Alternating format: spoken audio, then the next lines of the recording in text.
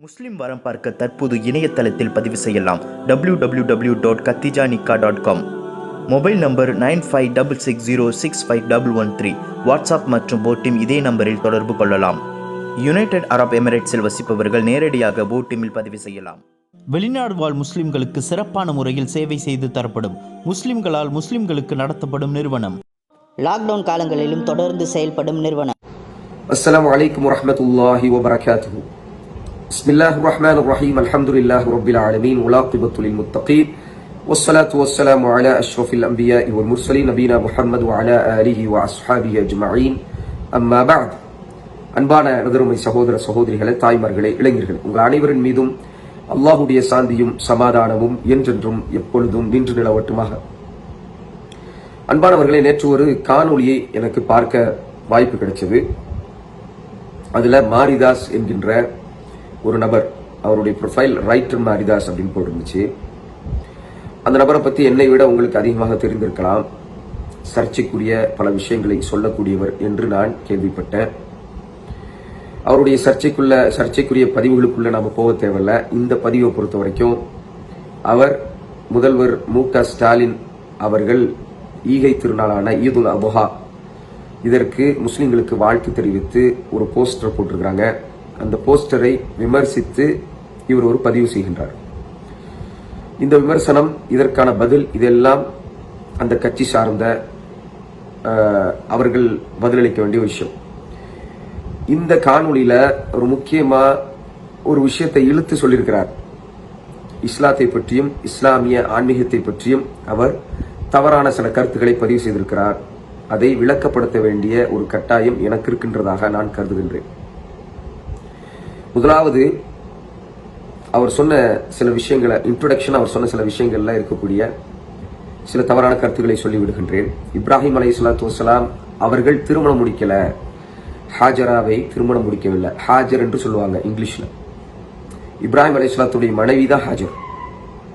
சரியா? இவர் சொல்லும் பொழுது ஒரு கொச்சையாக சொல்றார், திருமணம் செய்யல அப்படின்னு சொல்றாரு. அது தவறான கருத்து. முதல்ல நீங்க ஒரு விஷயத்தை பதிவு செய்யறதுக்கு முன்னாடி, இஸ்லாம் தொடர்பாக ஒரு விஷயத்தை பதிவு செய்றீங்கன்னா அது தொடர்பாக சின்ன ஆராய்ச்சியாவது நீங்க பண்ணணும். இது என்னோட அட்வைஸ். யாராகவும் இருக்கலாம், இஸ்லாம் சம்பந்தமாக நீங்க கேள்வி கேட்கறீங்க, பதிவு செய்றீங்கன்னா ஒரு சின்ன ஒரு research you should do it. விக்கிபீடியால போய் ஹூ இஸ் ஹாஜர்னு போட்டா ஹாஜர் சம்பந்தமான சில விஷயங்கள் வரும். அதில் அடிப்படையில் அதிலேயே இருக்கு, விக்கிபீடியாலேயே இருக்குது, ஹாஜர் இப்ராஹிம் அலைஹிஸ்ஸலாத்துடைய மனைவி என்பதாக. இப்போ அந்த ஒரு பேசிக்கான விஷயத்தை நீங்க எடுத்திருந்தா கூட இந்த வார்த்தையை நீங்க சொல்லியிருக்க மாட்டீங்க. சரி, ஓகே. அப்ப அதுக்கப்புறம் நீங்க ஈதை பத்தி பேசுறீங்க. இந்த ஈத் எப்படி வந்துச்சு, அதற்கான வரலாறு என்னன்னு சொல்றீங்க. இப்ராஹிம் அலைஹிஸ்ஸலாத்து வஸ்ஸலாம் இஸ்மாயில் அலைஹிஸ்ஸலாத்தை, இது நமக்கு எல்லாத்துக்கும் தெரிஞ்ச ஒரு வரலாறு தான். அது நம்மளுடைய சின்ன பிள்ளைகள் கூட இந்த வரலாறு சொல்லும். சரி, முக்கியமான விஷயத்துக்கு வருவோம். டைம் வேஸ்ட் பண்ண விரும்பல. இவர் ஒரு விஷயத்த சொல்றாரு. என்ன சொல்றாருன்னா, இஸ்மாயில் அலைஹிஸ்ஸலாத்து வஸ்ஸலாம் அவர்களுடைய காலகட்டத்தில் எந்த ஆன்மீகம் இருந்துச்சுங்கிறது யாருக்குமே தெரியாதுன்னு சொல்றாரு. இஸ்மாயில் அலைஹிஸ்ஸலாம் காலகட்டத்தில் என்ன ஆன்மீகம் இருந்துச்சு, மக்கள் எந்த நிலையில் இருந்தாங்கிறது யாருக்கும் தெரியாதுங்கிற இப்ப வரலாறு ஒரு படிக்க வேண்டியது இருக்கின்றது. அப்புறம் சொல்றாரு, முஹம்மது ஸல்லல்லாஹு அலைஹி வஸல்லம் காலத்துக்கு பிற்பாடுதான் மொனாத்தியசம் சொல்றோம் இல்லையா. மொனாத்தியசம்னா என்ன? ஏகத்துவம், தௌஹீத்னு சொல்லுவோம் இல்ல. அல்லாஹ்வை மட்டுமே வணங்க வேண்டும், அல்லாஹ் சுப்ஹானஹு வ தஆலா படைத்த படைப்புகளை வணங்கக்கூடாது, படைத்தவனை மட்டுமே வணங்க வேண்டும் என்ற அந்த கொள்கையை நபி ஸல்லல்லாஹு அலைஹி வஸல்லம் சொன்னாங்கல்ல. அந்த கொள்கையை முஹம்மது ஸல்லல்லாஹு அலைஹி வஸல்லம் தான் சொன்னாங்க, அதற்கு முன்னாடி யாருமே சொல்லலன்னு சொல்லிட்டு, அதற்கு முன்னாடி இருந்தது என்ன தெரியுமா அப்படின்னு கர்ட்டனை ஓபன் பண்ணி காட்டுறாரு. அங்க பார்த்தா சிலைகள். இந்த சிலை வழிபாட்டை தான் இவங்க எல்லாம் செஞ்சுட்டு இருந்தாங்க அப்படின்னு அவரு ஒரு பயங்கரமான கண்டுபிடிப்பை சொல்றாரு. நண்பருக்கு நாம சொல்ல வேண்டியது என்னன்னா, கொஞ்சம் ஆராய்ச்சி பண்ணுங்க, கொஞ்சம் சிந்திங்க. முஸ்லிம்கள்ல யாராவது இப்படி ஒரு கருத்து சொன்னாங்களா? முஹம்மது ஸல்லல்லாஹு அலைஹி வஸல்லம் வந்ததுக்கு பிற்பாடுதான். அல்லது சரி விடுங்க, முஸ்லிம்களை விட்டுருங்க, இஸ்லாத்துல அப்படி ஒரு கருத்து இருக்குதா? முஹம்மது ஸல்லல்லாஹு அலைஹி வஸல்லத்துக்கு முன்னாடி சிலை வணக்கமே இல்லை என்பதாக ஒரு கருத்து இருக்கின்றதா? மாறாக கான்ட்ரேரியா நான் சொல்றேன், இஸ்லாத்துல குர்ஆன்ல the proper source from Allah, God கிட்ட இருந்து ஒரு சோர்ஸ் குர்ஆன். இந்த குர்ஆன்ல பல இடங்கள்ல அல்லாஹ் சுப்ஹானஹு வ தஆலா சொல்றான், சிலை வணக்கம் என்பது முஹம்மது ஸல்லல்லாஹு அலைஹி வஸல்லத்துக்கு முன்னாடியே இருந்துச்சுன்னு. அப்போ எந்த ஒரு யாருமே இதை மறுக்கலையே. இது ஒன்றும் புதுசான ஒரு விஷயம் கிடையாது. இதுக்கு நீங்க ஆர்காலஜிக்கல் டிபார்ட்மெண்ட் புதுசா கண்டுபிடிச்சிட்டாங்க அப்படி இப்படிலாம் சொல்றீங்க. அப்படிலாம் கண்டுபிடிக்க தேவையில்லை சகோதரே, நாங்களே ஒத்துக்கிறோம்.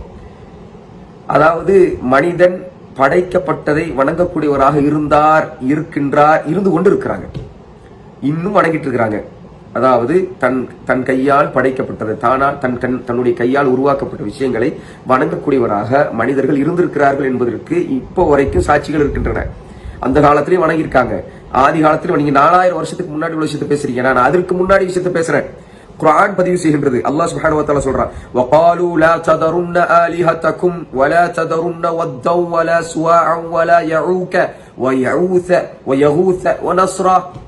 அல்லாஹ் சொல்றான், நூஹ் அலைஹிஸ்ஸலாம் காலத்துல, நோவான் போய் டைப் பண்ணி பாருங்க, இப்ராஹிம் அலைஹிஸ்ஸலாத்துக்கு முன்னாடி வந்தவங்க. அவங்க இப்ராஹிம் அலைஹிஸ்ஸலாத்துக்கு பல நூற்றாண்டுகளுக்கு முன்னாடி வந்தவங்க தான் நூஹ் அலைஹிஸ்ஸலாம். அவர்களுடைய காலத்துல சிலை வணங்கக்கூடிய வணக்க வழிபாடு இருந்துச்சு என்பதை குர்ஆன் பதிவு செய்கின்றது. இப்ப யார் இதை மறுத்தா? யாருமே மறுக்கலையே. நீங்க சொல்லக்கூடிய இஸ்மாயில் அலைஹிஸ்ஸலாம் காலத்துல நீங்க சொல்றீங்களா, அவங்களுடைய தந்தையார் இப்ராஹிம் அலைஹிஸ்ஸலாத்து காலத்துல சிலை வணக்கம் இருந்துச்சு. அல்லாஹ் சுப்ஹானஹு வ தஆலா குர்ஆன்ல சொல்றானே, வதுகுரு ஃபீ கிதாபி இப்ராஹீம இன்னஹு கான சித்தீகன் நபிய்யா. இப்ராஹிம் அலைஹிஸ்ஸலாத்து வஸ்ஸலாம் அவர்களை பற்றி நீங்கள் நினைவு கூறுங்கள், அவர் சித்தீகன் நபிய்யா, அவர் உண்மையாளராகவும் தூதராகவும் இருந்தார், நபியாகவும் இருந்தார் சொல்லிட்டு அல்லாஹ் சொல்றான், இது قال لأبيه يا أبتي, அவர் அவருடைய தந்தையாரிடம் சொன்னாரு, لم تعبد ما لا يسمع ولا يبصر ولا يغني عنك شيئا. நீங்க வணங்கி கொண்டிருக்கக்கூடிய இந்த சிலை என்பது நீங்க என்ன பேசுறீங்களோ அதை கேட்க முடியாது, அதனால நீங்க என்ன எதிர்பார்க்கிறீங்களோ அதை நீங்க செய்ய முடியாது, அதே மாதிரி உங்ககிட்ட அது திருப்பி பேச முடியாது, இப்படிப்பட்ட இந்த சிலையா நீங்க வணங்குறீங்க அப்படின்னு கேட்டாங்கன்னு வருது. அப்ப சிலை வணக்கம் இப்ராஹிம் அலைஹிஸ்ஸலாம் காலத்திலயும் இருந்துச்சு, நூஹ் அலைஹிஸ்ஸலாம் காலத்திலயும் இருந்துச்சு, இப்படி பல நபிமார்களுடைய காலத்துல இருந்துச்சு. இப்படி குர்ஆன் தொடர்ந்து பதிவு செஞ்சுட்டே வருது. ஒவ்வொரு நபிமார்களுடைய காலத்திலையும் இப்படியான மக்கள் இருந்தார்கள் என்பதை குர்ஆன் பதிவு செய்யுது. இதற்கு நீங்க ஆர்காலஜிக்கல் ப்ரூஃப் எல்லாம் தர தேவை, நாங்களே ஒத்துக்கிறோம் இப்படியான சிலை வணக்கங்கள் இருந்துச்சுங்கிறது நாங்களே தானே சொல்றோம். குர்ஆனே அது தெளிவுபடுத்துது. ஆலிஹத்தகும்னா என்ன அர்த்தம்? ஆலிஹத்தகும்னா பல தெய்வ கொள்கை இருந்துச்சு, மனிதர்கள் அதுல இருந்தாங்க. இப்ப இஸ்லாமிய ஆன்மீகம்னா என்னங்கிறத புரிஞ்சுக்கிங்க. இஸ்லாமிய ஆன்மீகம் என்பது முஹம்மது ஸல்லல்லாஹு அலைஹி வஸல்லம் உருவாக்கியது கிடையாது. நூஹ் அலைஹிஸ்ஸலாம் காலத்துல சிலை வணக்கம் இருந்துச்சா? அதுக்கு நூஹ் அலைஹிஸ்ஸலாம் என்ன சொன்னாங்க? சிலைகளை வணங்காதீர்கள், படைக்கப்பட்ட விஷயங்களை வணங்காதீர்கள், படைத்தவனை வணங்குங்கள், உங்களுக்கு உணவளிக்கக்கூடியவனை வணங்குங்கள், உங்களுக்கு உடையடைத்தவனை வணங்குங்கள், உங்களுக்கு உயிர் அளித்தவனை வணங்குங்கள், உங்களுக்கு நீங்கள் மரணத்துக்கு பிற்பாடு உங்களை மீண்டும் எழுப்பி கேள்வி கேட்கக்கூடிய உங்களுடைய ரப்பான அல்லாஹ்வை வணங்குங்க அப்படின்னு சொன்னாங்க. இதே செய்தியை தான் ஒவ்வொரு தூதர்களும் சொன்னாங்க. மாலக்கும் இலாஹும், உங்களுக்கு வேற எந்த இலாகும் கிடையாது, வேற யாரும் உங்களை படைக்கல, அல்லாஹ் மட்டும்தான் படைச்சான், படைச்சவனையே வணங்குங்க, உங்களோட இஷ்டத்துக்கு நீங்களே கடவுள்களை தேர்ந்தெடுத்துக் கொள்ளாதீர்கள், முன்னோர் வழிபாடு என்று முன்னோர்கள்ல இறந்தவர்கள்ல நல்லவர்களை நீங்கள் தேர்ந்தெடுத்து வணக்க வழிபாடு செய்தீர்களே, உங்களுக்கு யார் இந்த அத்தாரிட்டியை தந்தது என்ற இந்த கேள்விகளை தான் எல்லா நபிமார்களும் கேட்டார்கள்.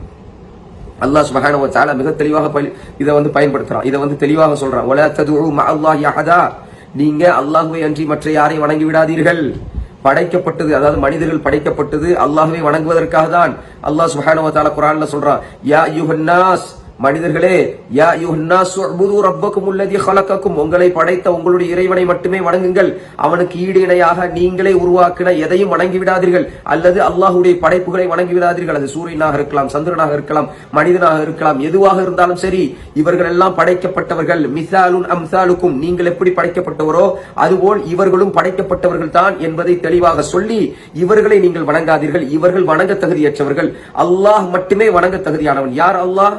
நீங்க சொன்னீங்க யார் அல்லாஹ், நீங்க சொல்லும்போது சொன்னீங்க இந்த சிலைகள்ல தான் அல்லாஹ்னு ஒரு சிலை இருக்குது, இந்த சிலைகளை தான் அல்லாஹ்னு சொல்லுவாங்க அப்படின்னு நீங்க சொன்னீங்க. எவ்வளவு பெரிய தவறான ஒரு விஷயம். அல்லாஹ்னு ஒரு சிலை இருக்குதா என்ன?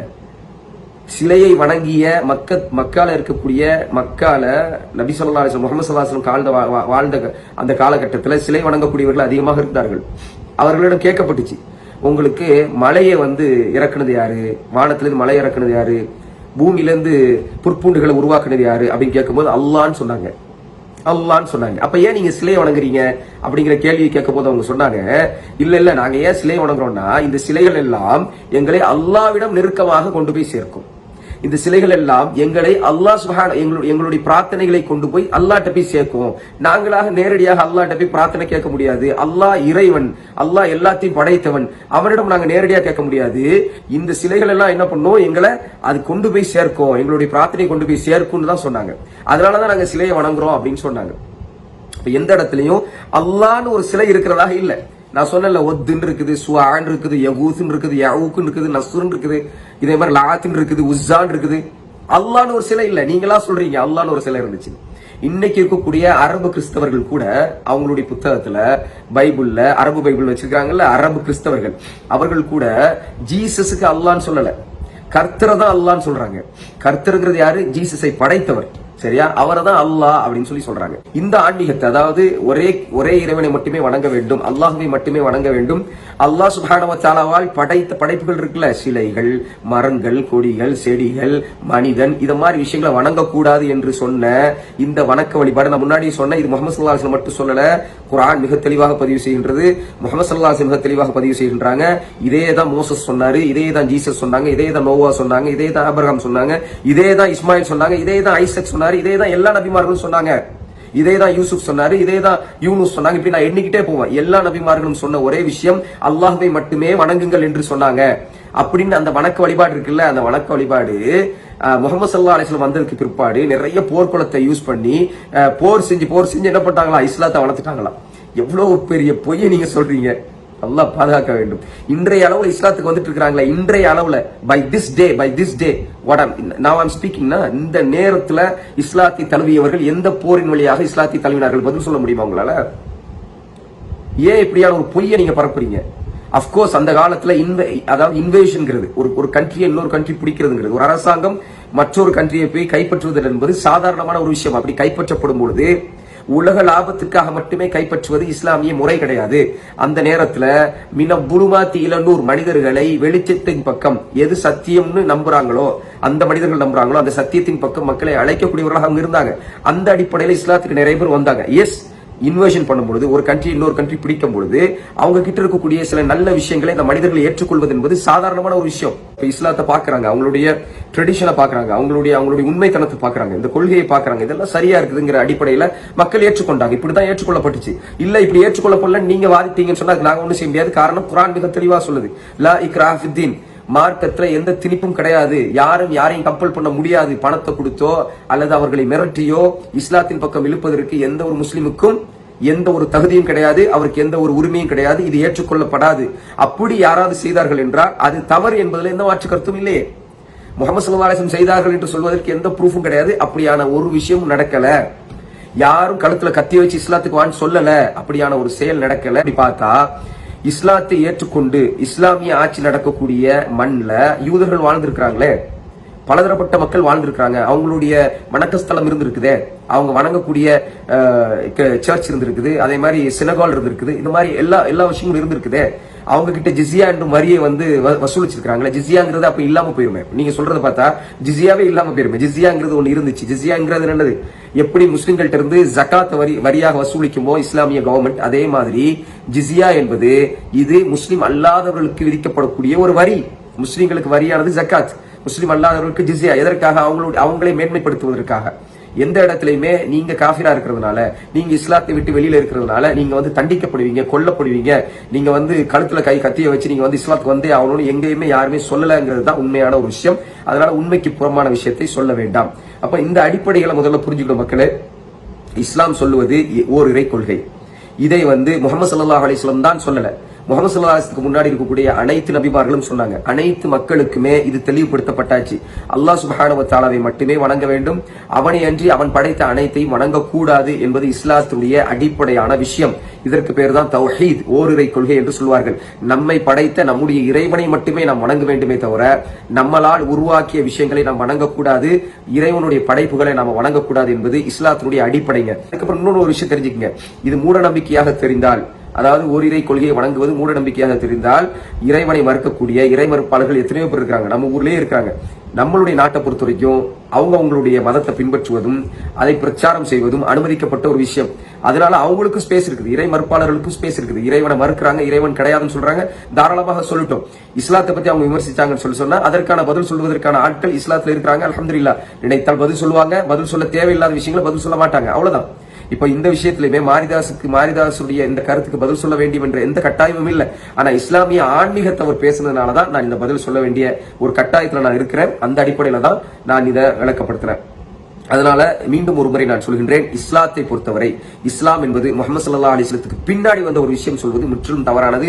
இஸ்லாம் என்பது மனிதன் இந்த உலகத்துல வச்ச காலத்திலிருந்து இஸ்லாம் இருக்குது. மனிதன் எதை செய்யணும், எதை செய்யக்கூடாது, எப்படி வணக்க வழிபாடு செய்யணும், எப்படி வணக்க வழிபாடு செய்யக்கூடாது, இதையும் தாண்டி இதை அக்செப்ட் பண்ணவங்களும் இருக்காங்க, இதை ரிஜெக்ட் பண்ணவங்களும் இருக்காங்க. இது எல்லாருமே அக்செப்ட் பண்றோம். ரிஜெக்ட் பண்றவங்க இல்லவே இல்ல. இஸ்லாம் ஆரம்பத்திலிருந்து இஸ்லாம் மட்டும்தான் இருந்துச்சு, இஸ்லாத்துக்கு எதிரான எந்த சித்தாந்தமும் எந்த கொள்கையும் இல்லைன்னு யாருமே சொல்லல. இருக்கத்தான் செஞ்சுச்சு, இருந்துட்டு தான் இருக்குது, இன்னும் இருக்கதான் செய்யுது. அந்த அடிப்படையில இஸ்லாம் உண்மை என்பதை நாங்க நம்புறோம். எந்த அடிப்படையில் நம்புறோம்? குர்ஆன் சுன்னா சொன்ன அந்த அடிப்படையில நம்புறோம். இஸ்லாத்துல இருக்கக்கூடிய கடவுள் கொள்கை தான் லாஜிக், அதாவது நம்மளுடைய நேர்மையா சிந்திக்கிறதுக்கு கரெக்டா இருக்குது அப்படிங்கறது நம்புறோம். யாரும் எங்களை வற்புறுத்தி நாங்க இஸ்லாத்துக்குள்ள வரல, சரியா? நாங்களும் ஒரு இந்தியர்கள் தான். எங்களுடைய காலத்துல யாரும் கத்திய வச்சு இஸ்லாத்துக்கு வான்னு சொல்லல. அதனால இந்த மாதிரி தவறான பிரச்சாரங்களை செய்ய வேண்டாம். அதாவது இந்துக்களுக்கு முஸ்லிம்களுக்குமான ஒரு ஒற்றுமை இருக்கதான் செய்யுது, சரியா? அதனால இவர் பக்ரீத்துக்கு வாழ்த்து சொல்வதனால இந்துக்கள் கோவப்பட்டு முஸ்லிம்களை தாக்கக்கூடிய விஷயங்கள் வரும்னா அப்படிலாம் ஒன்றும் நடக்க போறது கிடையாது. அது மாதிரியான விஷயங்கள் நடக்கிறதுக்கான வாய்ப்பு தமிழகத்துல கிடையாது. காரணம் என்னன்னா, அவங்களுக்கே தெரியும், ஓருரை கொள்கையில உறுதியா இருக்கக்கூடியவர்கள் முஸ்லிம்கள். மனிதன் சமமாக நடத்தப்பட வேண்டும், ஏற்றத்தாழ்வு இருக்கக்கூடாது.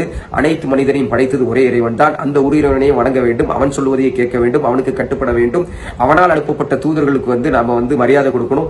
அந்த தூதர்கள் ஒவ்வொரு சமூகத்துக்கும் அனுப்பப்பட்டிருக்கிறார்கள். இறுதியாக அனுப்பப்பட்ட அந்த தூதர் தான் முஹம்மது ஸல்லல்லாஹு அலைஹி வஸல்லம் அவர்கள். அவர்களுடைய கொள்கை கோட்பாடுகள் இதற்கு முன்னாடி வந்த எந்த தூதர்கள் என்னென்ன தூதர்கள் வந்தார்களோ அவர்கள் சொன்ன கொள்கை கோட்பாடுகளுக்கு எங்கேயுமே ஆப்போசிட்டாகவோ அல்லது எதிர்மறையாகவும் இருந்ததில்லை. எல்லா தூதர்களும் என்ன சொன்னாங்களோ அதே செய்தியை தான் முஹம்மது ஸல்லல்லாஹு அலைஹி வஸல்லம் அவர்களும் சொன்னார்கள். அவர்கள் இறுதி தூதர். அவர்களுக்கு அனுப்பப்பட்ட வேதம் தான் குர்ஆன். இதையெல்லாம் ஏற்றுக்கொண்டு நம்பிக்கை கொண்டவர்கள் தான் முஸ்லிம்கள். அதனால உங்களுடைய மதத்தை நீங்கள் தெளிவுபடுத்துறதுக்கு நீங்க முயற்சி செய்தால் நாங்க வெல்கம் பண்றோம். There is no problem. நீங்க உங்களுடைய மதத்தை நீங்க தெளிவுபடுத்தலாம், தவறு கிடையாது. ஆனா பிற மதத்தை பற்றி பேசும்பொழுது அந்த ஆன்மீகத்தை பற்றி தெரிந்து விட்டு பேசுங்கிறது தான் எங்களுடைய கருத்து. பாரக்கல்லாஹு ஃபீக்கும், ஜஸாக்குமுல்லாஹு கைரன். அஸ்ஸலாமு அலைக்கும் வரஹ்மத்துல்லாஹ்.